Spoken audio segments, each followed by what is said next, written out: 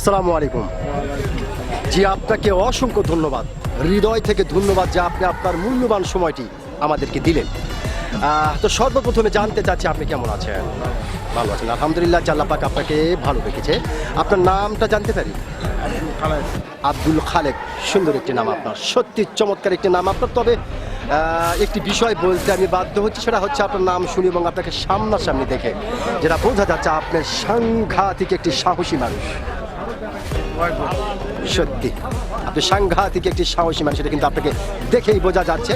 তো যেহেতু আপনি বাংলাদেশের একজন সচেতন নাগরিক এবং একজন সাহসী মানুষ, সেই ক্ষেত্রে এই বিষয়টি আপনার কাছ থেকে জানতে চাচ্ছি যে ভারত থেকে মাঝে মাঝে বাংলাদেশের উপরে একটি হুমকি দেওয়া হয়, ঠিক একই রকমভাবে তারা এইবারও একটি হুমকি দিয়েছেন। তারা বলেছেন বাংলাদেশের যশোর এবং খুলনা অঞ্চলকে ভারতের সীমানা বলে দাবি করেছেন এবং খুব তাড়াতাড়ি এই দুটি অঞ্চলকে ভারতের সীমানার সঙ্গে যুক্ত করবে এমন একটি হুমকিও দিয়েছে।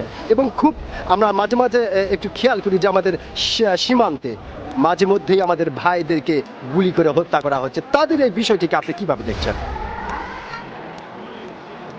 আমাদের বাংলাদেশে দখল করতে চায়, এই বিষয়টি আপনি কিভাবে মানে কি বলতে চাচ্ছেন?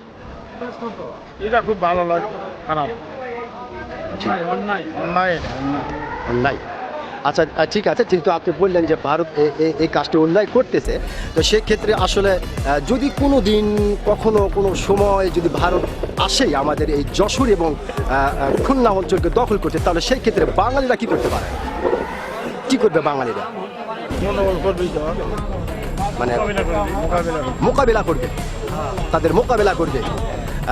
ধন্যবাদ, সুন্দর। আপনি সত্যি একটি সাহসী কথা বলেছেন। সত্যি আপনি বলেছেন যদি তারা কখনো দখল করতে আসে তাহলে বাংলাদেশের মানুষ মোকাবেলা করবে। হ্যাঁ, 100 একশো একশো।